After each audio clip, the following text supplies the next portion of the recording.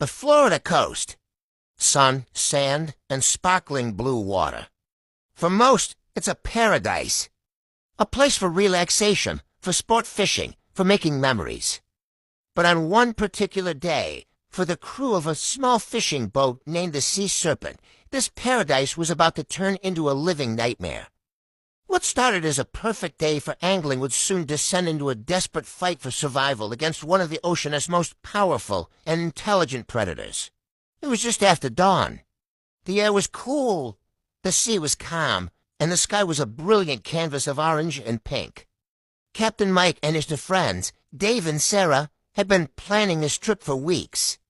They were experienced anglers, familiar with these waters, and their spirits were high. The boat, a sturdy 25-foot vessel, cut cleanly through the gentle swells as they headed out to their favorite deep water spot about 10 miles offshore. The mood was light, filled with jokes and anticipation for the day's catch. They couldn't have known that they were being watched, trapped by a presence far larger and more powerful than anything they were prepared to face. The first sign that something was unusual came around mid-morning. The fish just weren't biting. The sonar, usually alive with activity, was eerily quiet. An uneasy feeling began to settle over the boat. Dave, leaning over the rail, was the first to see it. A shadow, impossibly large and fast, moving just beneath the surface.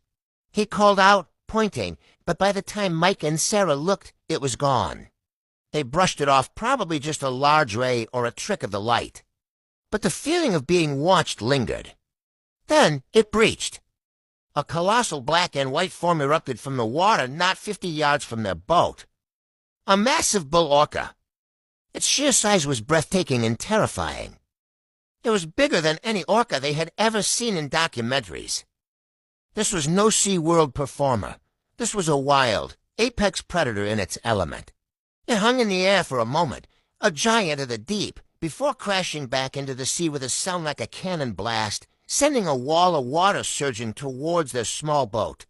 Panic began to set in.